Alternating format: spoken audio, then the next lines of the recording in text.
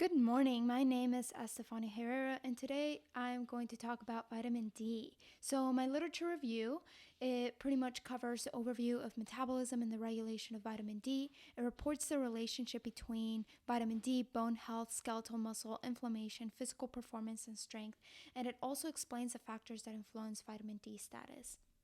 Vitamin D was discovered when some animals and humans started developing rickets, also known as osteomalacia. In the mid 70s centuries, the etiology was described extensively, but we actually didn't know how to treat it. It was until later that we discovered that sunlight and cod liver oil cured the disease. So then they potentially started analyzing what nutrients cod liver and oil contain, and they found that it was vitamin D. Vitamin D is a fat-soluble vitamin derived from steroids, and they serve as a prohormone to regulate phosphate and calcium metabolism. There are two primary forms of vitamin D. The first one is ergocalciferol, also known as vitamin D2.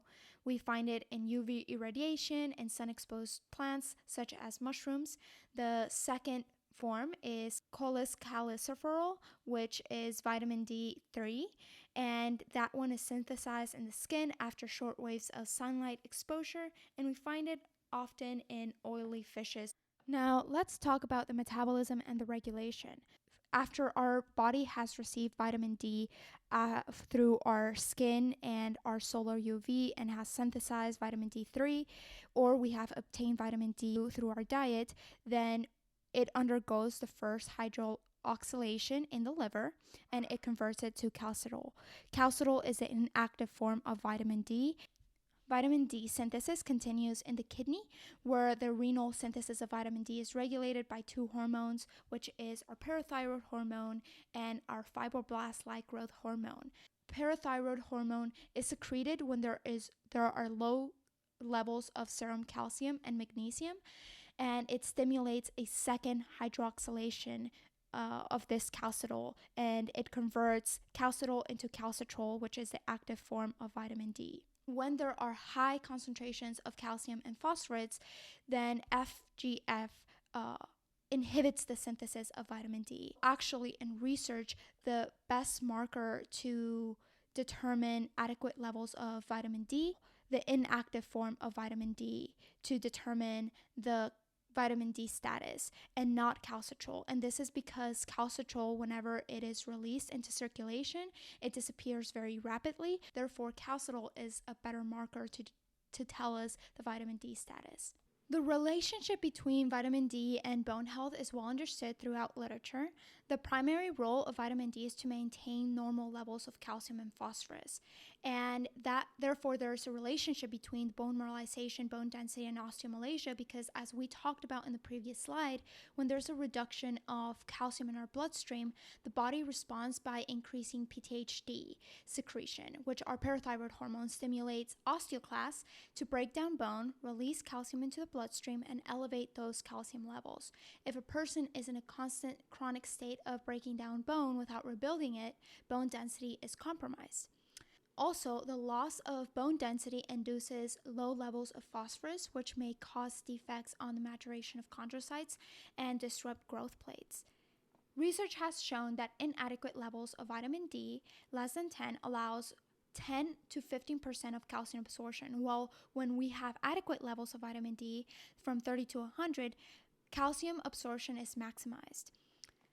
Then why is bone density important for us? Research has found that there's a relatively high prevalence in low body density in athletes together, which increases the risk of traumas-related fractures caused by falls or non-traumatic stress fractures by overtraining, which are fatigue fractures.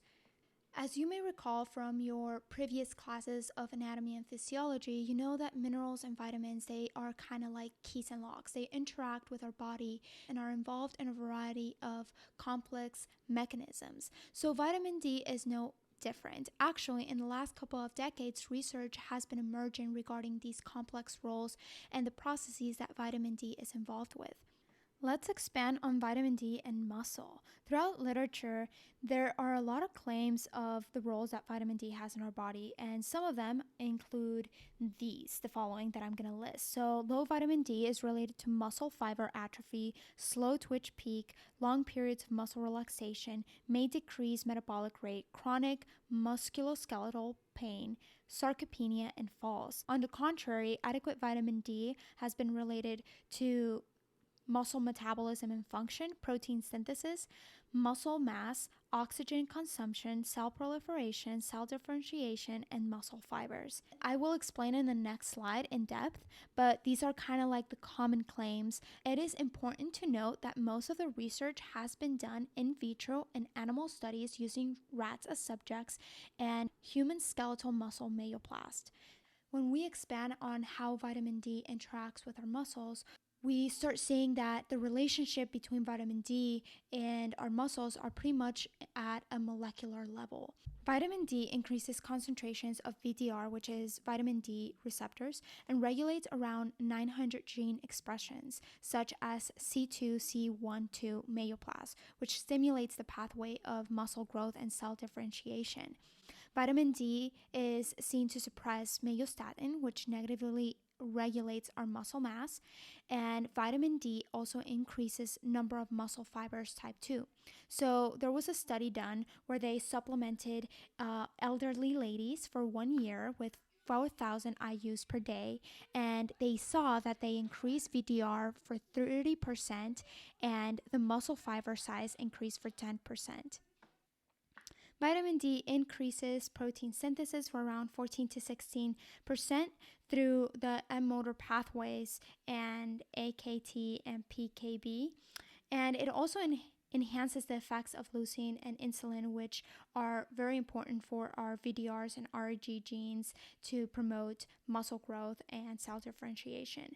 Vitamin D also impacted myogenesis and oxygen consumption in the presence of insulin and vitamin D. Vitamin D is known to regulate a variety of physiological events, including cytokine production. Some evidence suggests that increasing vitamin D production increases the production of anti-inflammatory cytokines from the immune cell. I found a very interesting research study from Taylor et al., who assessed 13 males. The subjects were considered healthy and recreationally active. They did 30 minutes of physical activity at least 3 times per week. Blood samples were collected twice, pre and post, to measure pro-inflammatory and anti-inflammatory cytokines, which I listed the ones that they assessed. Where subjects underwent a strength testing familiarization, and after 28 days, each subject had one randomly selected leg perform an intense exercise protocol to induce muscle injury.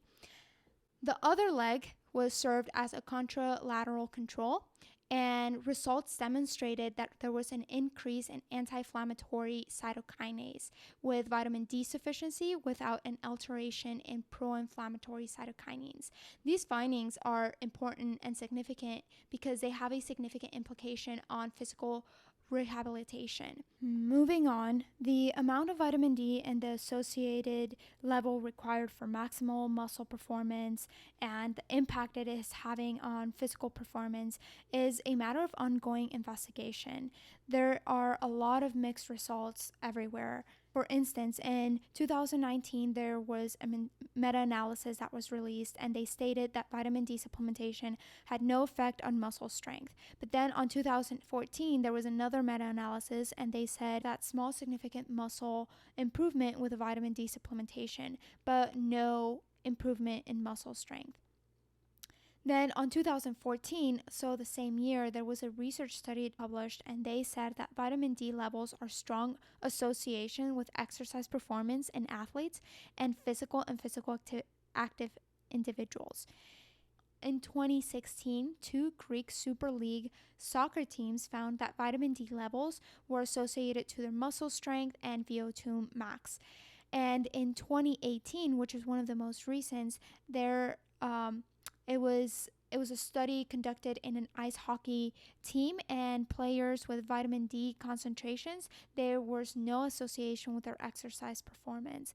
Perhaps one of the reasons why there is a lot of inconsistent data is because of the protocol, the study designs, and the tools they use to assess physical performance. Now, to not make this video super long, I am going to briefly talk about the factors that impact vitamin D status. Vitamin D deficiency is common among obese and overweight individuals, and there is evidence suggesting that subcutaneous fat negatively alters the release of vitamin D into circulation. So, individuals who have higher BMI, higher percentage of subcutaneous adipose tissue, and are physically inactive, they tend to have lower vitamin D. There is a worldwide consensus that demonstrates that sun exposure is one of the most significant factors that impacts vitamin D status. And researchers suggest that the best conversion of active vitamin D happens between 11 to 3 p.m., and people should aim to sit in the sunlight for 15 to 30 minutes to obtain their daily recommended need for vitamin D. Now, moving on, diet. There's a lot of mixed research data regarding dietary impact on vitamin D status. So, yes, there are specific foods that are high in vitamin D. However, there are a lot of factors that influence diet, because what if people don't have the enzymes to break down those foods, if they can't digest it, if they can absorb it? So, there's just a lot of factors that play along with diet. However, there has been research that suggests that fortified foods and supplements positively impact vitamin D status. Other factors that have been mentioned throughout literature, that is alcohol, food security, and knowledge. So alcohol, there's a lot of mixed results. Some research suggests that alcohol helps in the uptake and absorption of vitamin D, and other research suggests that it impairs vitamin D absorption, and that there's an interaction between alcohol and vitamin D. Then we have food security. They have found that respectively 50% of households have inadequate intake of vitamin C, vitamin A, magnesium, and other micronutrient deficiencies due to food inaccessibility. Lastly, knowledge. Poor nutrition knowledge is considered to be one of the reasons for poor food choices, and a handful of research has explored the association between knowledge, diet intake, and healthy lifestyle habits. Usually people who have increased nutrition knowledge, they could have better food choices, and they are physically more active, which leads to having higher sunlight exposure due to the outdoor exercise activities. In conclusion, recent decades, research has emerged focused on the complex role of vitamin D on human body. It is well known that vitamin D is directly involved with the bone mineralization, and it has been associated with a variety of chronic diseases. Evidence focused on muscle and inflammation seems promising, yet further research is needed using human subjects. On another hand, data regarding the impact of vitamin D status on muscles, strength, and performance seem to be mixed and inconclusive. Lastly, the main factors that influence vitamin D status would be considered sun exposure and body composition, while diet, knowledge, alcohol, and food security require further research.